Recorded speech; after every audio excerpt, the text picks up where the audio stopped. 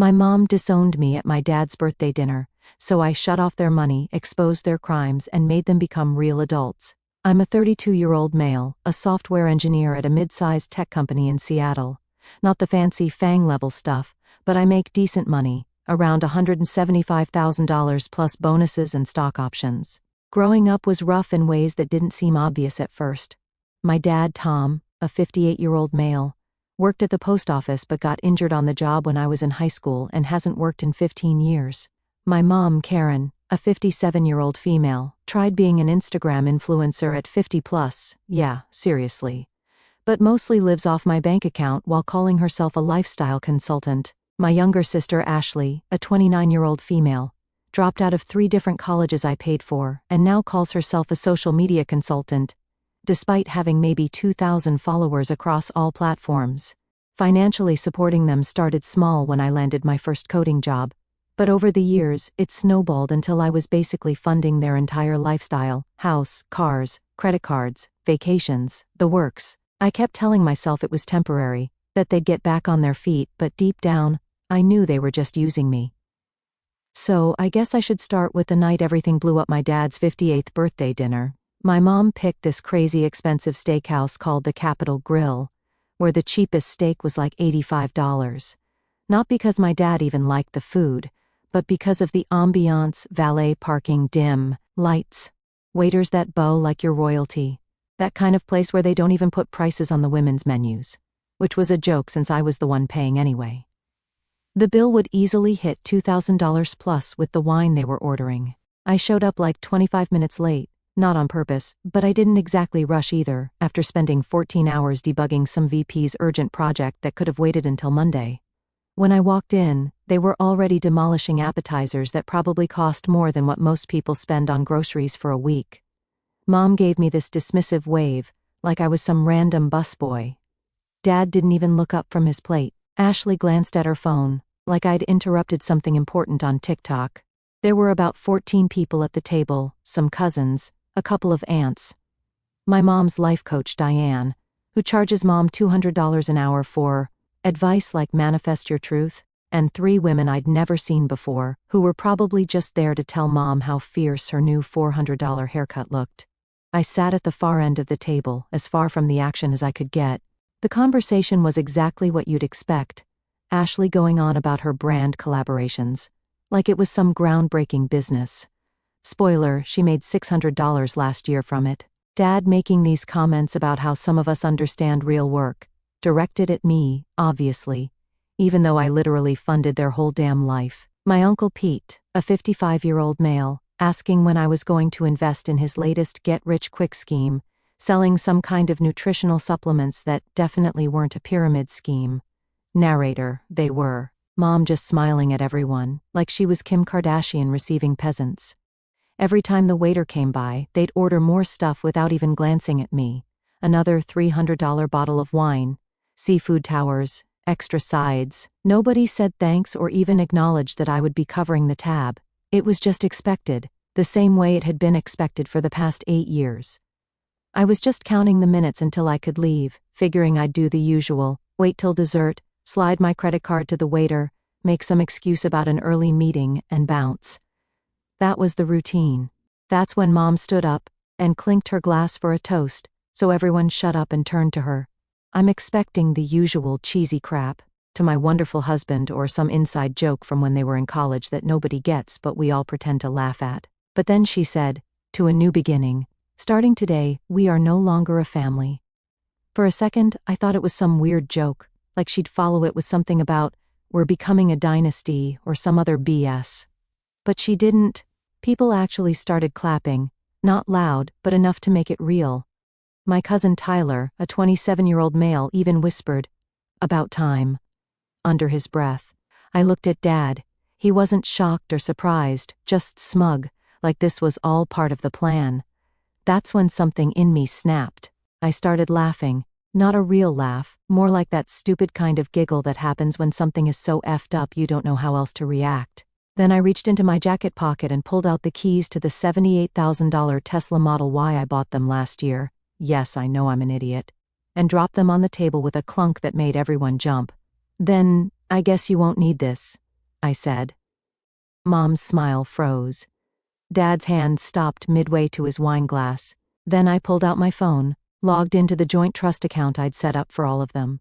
The one that paid for their $4,200 monthly mortgage, Ashley's $2,800 downtown apartment, all the credit cards they somehow maxed out every month, usually around $15,000 total, and closed it. Zeroed it out. Done. The look on their faces. Holy shit. The whole table went completely silent. Everyone was frozen, like someone hit pause on a movie. Ashley finally spoke up. "That's it?" she asked, like she couldn't believe I'd actually grow a spine. I nodded. "Yeah, that's it." She laughed. Not a funny laugh, more like she thought I was playing some stupid joke, and she was waiting for the punchline. "You can't just cut us off," Dad said, his voice getting that fake emotional quiver he uses when he's trying to manipulate me. "We're your family." "Not anymore," I said, throwing Mom's words back at her. "You just said so yourself. Starting today, remember?" Mom's face turned red. "Now listen here." "No, you listen," I cut her off. "For 10 years, I've paid your bills, bought your cars, funded your lifestyle. I've transferred over $700,000 to you guys, and the thanks I get is you publicly disowning me? Nah, I'm done." Then I stood up, looked around the table and said, "Dinner's on them tonight. Enjoy," and I walked out. About half an hour later, I found Ashley hiding behind one of those fancy curtains near the back of the restaurant. She was screaming into her phone, pacing back and forth, yanking at her hair like a crazy person. When she saw me, she turned and started yelling that I couldn't do this, that I didn't understand what I was doing, that I was destroying her influencer career before it even got started. "What influencer career, Ashley?" I asked. "You have 2,000 followers, and you haven't had a sponsored post in 8 months. "I was building something," she screeched. "I have partnerships lined up.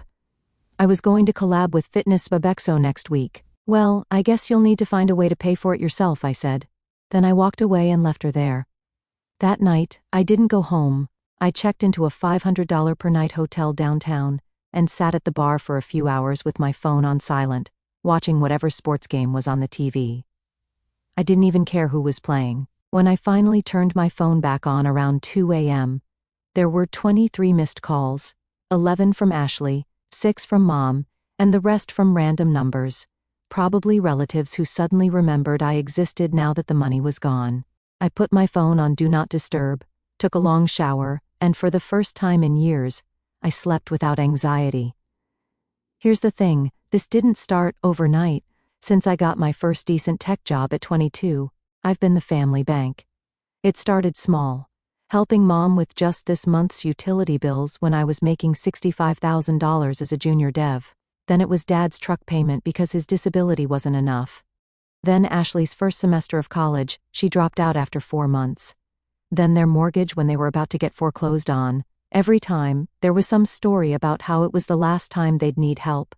Every time, there was some promise about how they were getting back on their feet.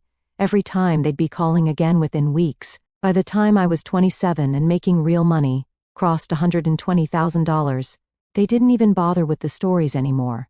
It was just expected. Mom would text me, "Need $3,500 for house stuff," and I'd transfer it, no questions asked, because the one time I did ask, I got a 3-day guilt trip about how I was abandoning family and forgetting where I came from. The next morning I drove to my actual house, not their house, my house, the $1.2 million place I bought last year that I actually lived in and paid for. They hadn't even visited in over a year, not since I stopped hosting Thanksgiving after catching them going through my home office looking for financial documents. I made coffee and turned on the news. It was quiet, peaceful. Then the doorbell rang. It was my Aunt Kathy, Mom's sister-in-law, standing there with a concerned look and a casserole dish. Classic Midwestern passive-aggressive move. "I heard what happened," she said. "Can I come in?" I let her in because I was curious how fast the family narrative would change. We sat at my kitchen table, and she spilled everything. Dad's announcement wasn't just some random thing, they'd been planning it for weeks. Mom and Dad had already told a bunch of people they were cutting the cord with me, claiming I was toxic and had been manipulating them financially and emotionally for years. They framed the toast like some brave act of reclaiming their independence, except they never expected me to call their bluff. They thought I'd laugh it off, maybe storm out, make a scene. They never thought I'd actually take the car back or shut down the money. They thought I needed them to keep playing this little game we'd been playing for years. Kathy said Mom called her crying around midnight. Not because I cut them off, but because she couldn't access one of her accounts to book a hotel for her post-birthday retreat. I'd forgotten I had that one under my name too. And they've been talking about this for months, Kathy said. Asking which relatives might take their side. Figuring out how to spin it so you look like the bad guy. And you're just telling me this now? I asked. She looked down at her hands. I should have said something sooner. I didn't think they'd actually go through with it. I thanked her for coming but told her I needed some time alone. After she left, I sat down and made a list of every account I had that was connected to them in any way. Joint accounts, CO-signed loans, shared credit cards, insurance policies. It was longer than I expected. Much longer. 2 days after the dinner, I got served papers at my office, a formal notice saying Mom and Dad were suing me for financial abuse of elderly dependents. The lawsuit claimed $840,000 in damages. I almost laughed out loud when I read it. The lawsuit claimed I'd coerced them into financial arrangements and used familial obligation to exert undue control over their resources. They framed everything. Every loan, every car payment, every tuition check for Ashley. As if I'd been blackmailing them. The lawyer they found must have been either desperate or completely clueless about who was really bankrolling this lawsuit. The best part? Ashley joined in too. She sent an email to my company's general inbox, claiming I'd harassed her, attaching screenshots of completely normal text messages I'd sent, like, "The insurance payment for your car is due," as evidence. I guess she thought the more dramatic the story, the more likely someone would take her side. My boss called me into his office that afternoon. I figured I was in trouble, maybe even about to get fired. Instead, he slid the printed email across his desk and said, "Want to tell me what's going on?" So I did. Told him everything about supporting my family for years. About the birthday dinner, about the lawsuit. He listened without interrupting, then said, "My brother did the same thing to me for 8 years, nearly bankrupted me. Take whatever time you need to deal with this." And that's when my cousin Ryan, a 31-year-old male, called me. Ryan and I were close as kids, but drifted apart when his parents, my mom's brother and his wife, moved to Colorado. He'd become a paralegal at a decent law firm and somehow heard about the lawsuit. "Dude, what the actual is happening with Aunt Karen and Uncle Tom?" he asked. I gave him the short version. He was quiet for a minute, then said, "You know they tried to get my parents to join the lawsuit. Told them you'd been stealing from the whole family for years. My dad told them to get bent. Then he offered to help, said he'd seen this kind of thing before. Families trying to weaponize the legal system to keep the money flowing. He said he'd make some calls, see what he could find out." 3 days later, Ryan sent me a text. "Check your email, you're going to want to see this."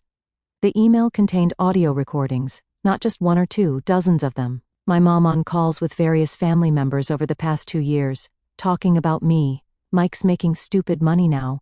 We just need to keep him feeling guilty. We've got a system." Tom plays the angry dad. I cry a little. Ashley shows him some fake job application, and boom, another $10,000.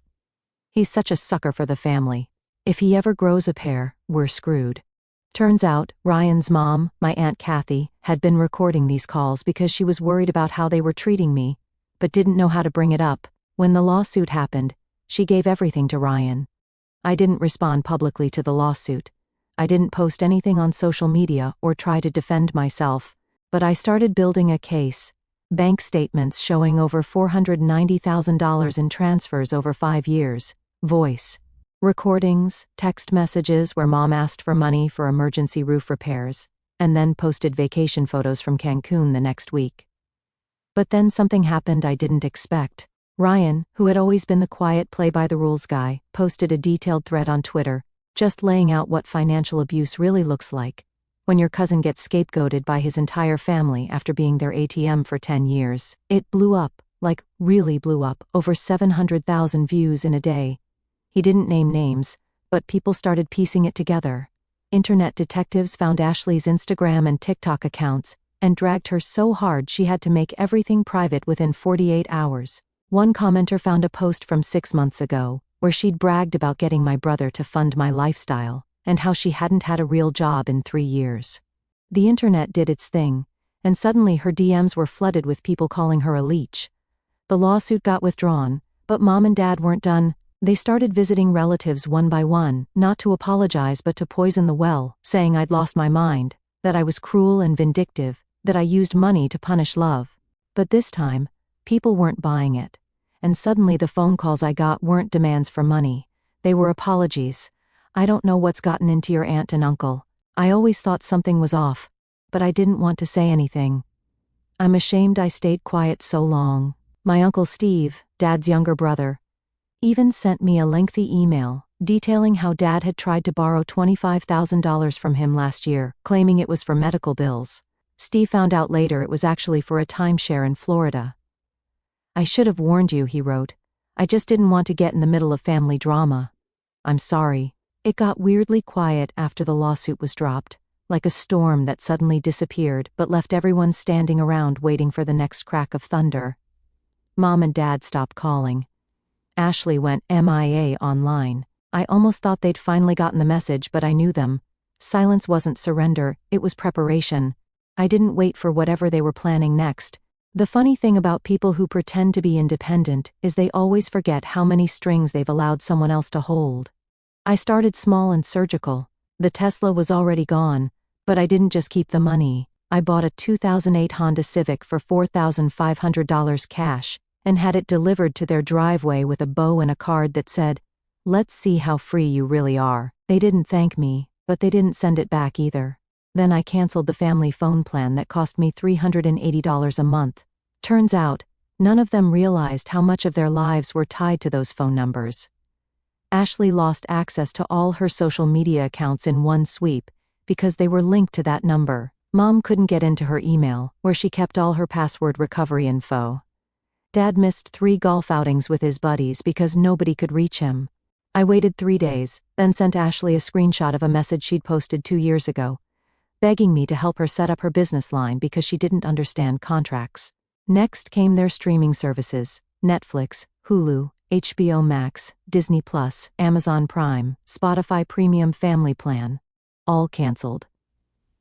Their smart home devices that were linked to my accounts, deactivated. The grocery delivery service they'd been using, account closed. But that was just the warm-up. The real hit came with the mortgage I'd co-signed years ago because Dad's credit was garbage, like 520 score garbage, and Mom cried about losing the house her kids grew up in. I had a clause in the paperwork, a quiet one my lawyer suggested when I set it up. It said that if either party severed familial ties publicly, the agreement could be dissolved and repayment accelerated. It took less than 5 minutes to activate. Now they owed the bank a full payoff of $387,000 in 30 days, and that's when the real panic started. Mom called first. I didn't answer. She left a voicemail that started off calm, then cracked halfway through into something about betrayal. Dad showed up at my office. My assistant called and said some guy was downstairs yelling that I was destroying my own blood. I told her to call building security. When they escorted him out, he looked straight at the security camera in the lobby and gave it the finger. I clipped that footage and texted it to him. New family photo. But I wasn't done, not even close. The thing about supporting someone financially for a decade is that you end up with a lot of access to their personal information. I knew their social security numbers, birth dates, mother's maiden names, all the stuff you need for identity verification, not because I was snooping, but because I'd filled out countless forms for them over the years. I used that information to check their credit reports. What I found made my blood boil. Remember my cousin Ryan? Turns out he'd been doing more than just collecting evidence. He'd been talking to his boss at the law firm, a partner who specialized in elder financial fraud. They were interested in my case, not to defend me, but to use my family as an example. They've seen this pattern before, Ryan told me over pizza at my place. Adult children who weaponize elder care laws to extort money from successful relatives. The firm wants to establish some precedent to shut it down, so I gave them everything, all the recordings, all the bank statements, all the text messages. Then Ryan introduced me to someone else, Sarah, a 36-year-old female, a forensic accountant, who worked with the firm occasionally. She had this no-nonsense vibe that made me think she'd seen every financial scam in the book. Your parents have been busy, she told me, after a week of digging. They've been taking out credit cards in your name for at least 3 years. She showed me the evidence, 6 credit cards with combined limits of over $120,000, all maxed out. They'd used my SSN and an old address to apply. They'd been making minimum payments from the money I gave them for bills. It was identity theft, plain and simple. But Sarah found something else too. Dad's disability was a sham. He'd been working under the table for his brother's construction company for years while collecting government benefits. Mom had a secret bank account where she'd stashed almost $45,000 of my emergency money. And the house I'd been helping them keep, wasn't even in their names anymore.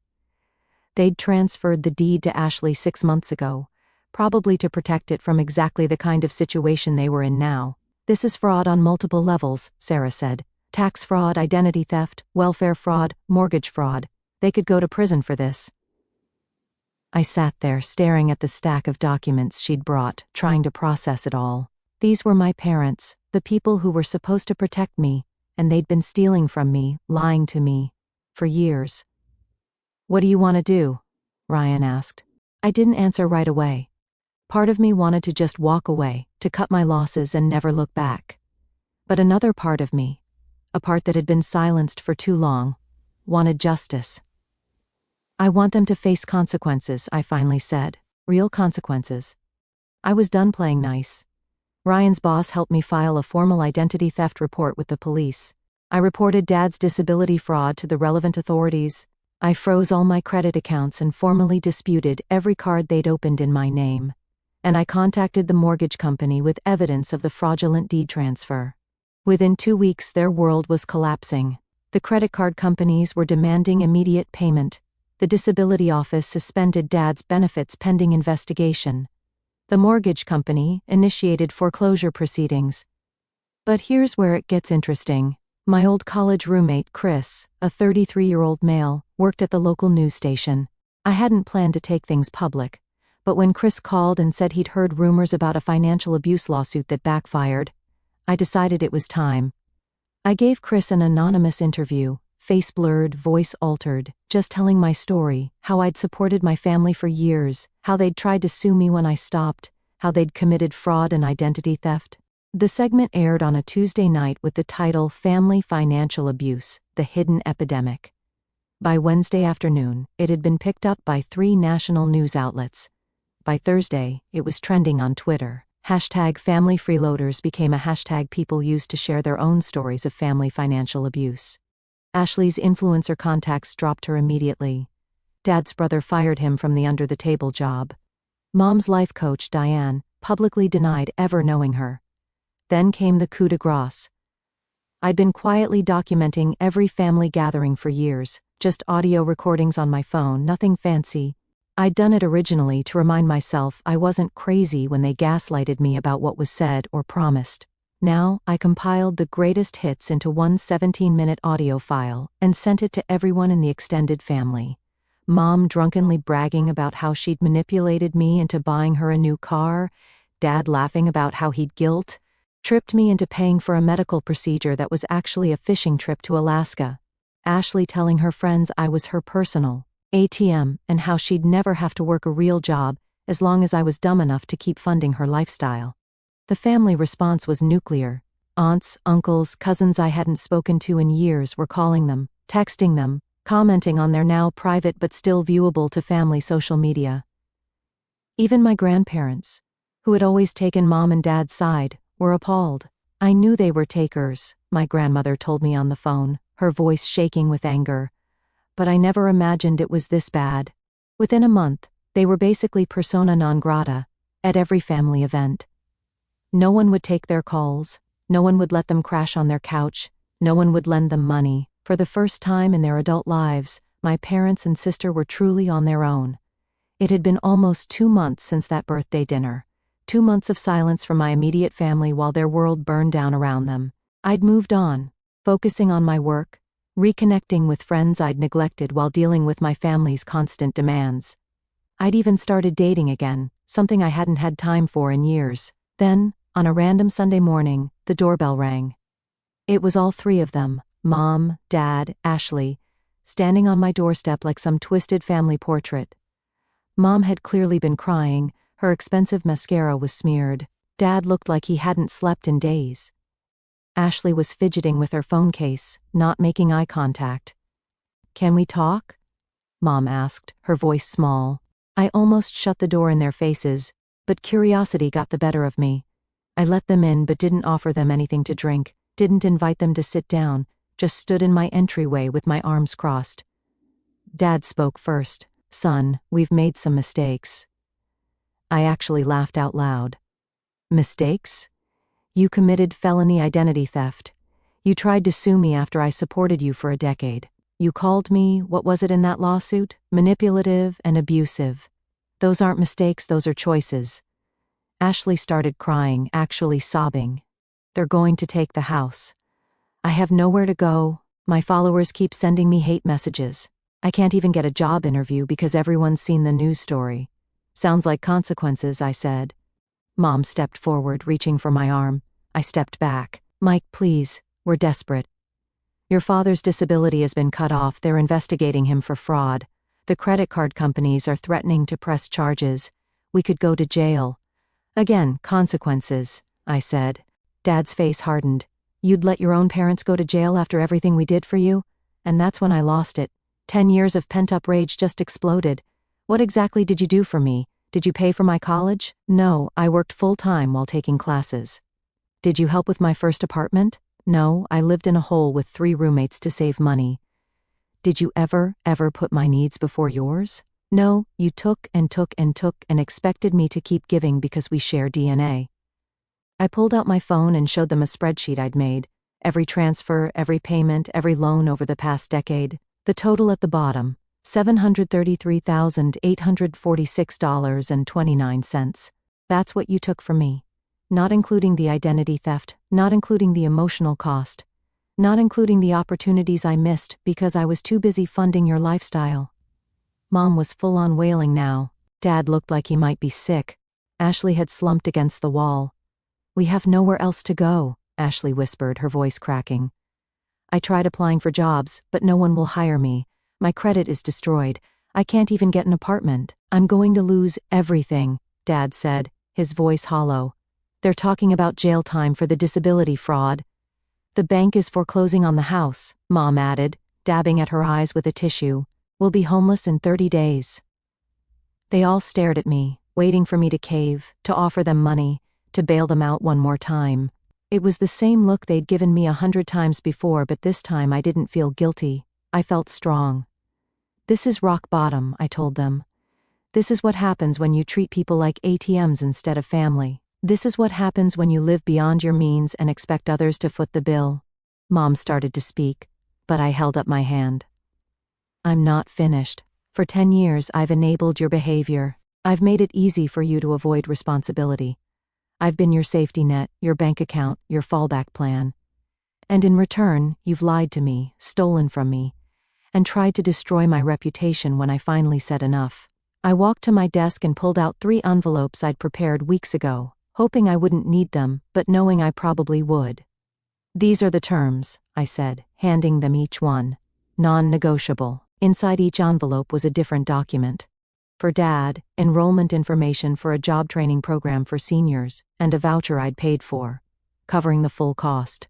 For Mom, paperwork for a small studio apartment I'd rented for 6 months, enough time for her to get on her feet, and information about actual job openings in the area. For Ashley, an acceptance letter to a vocational program in medical coding and billing that a friend of mine ran. "I'm not giving you money," I explained. "I'm giving you one last chance to become actual functioning adults. Take it or leave it, but if you leave it, we're done forever. I'll press charges for the identity theft. I'll make sure every potential employer knows exactly who you are and what you did. I'll make the nuclear option I've taken so far look like a warm-up." Dad started to argue, but Mom grabbed his arm. They whispered furiously to each other. Ashley just stared at the letter in her hands. "Why would you do this after everything?" she finally asked. "Because, unlike you 3, I understand what family should actually mean. This is the last help you'll ever get from me. Make it count." They left without another word. I didn't expect them to take the offers, honestly. I figured they'd find some other relative to leech off of, some other story to tell. But a week later, Ryan called. "You're not going to believe this. Uncle Tom showed up at that job training program today. 2 days after that, the property management company for Mom's studio apartment confirmed she'd picked up the keys. Ashley was the last holdout, but 3 weeks later, my friend who ran the vocational program texted me, "Your sister enrolled today. Didn't look happy about it, but she's here." I didn't reach out to any of them, didn't check in, didn't ask how they were doing. That part of my life was over. 6 months later, I got a letter from Dad, just a few lines. "The program got me a job at a warehouse. It's hard work, but it's honest. Thank you for not letting me go to jail. I don't expect forgiveness." A month after that, a text from Mom with a photo of her employee badge from a local hotel where she'd gotten a job as a receptionist. Nothing from Ashley until almost a year later, when she sent an email. "I completed the program, got a job at a doctor's office. The pay is okay. I still hate that you did this to us, but I'm not living in my car anymore, so I guess that's something."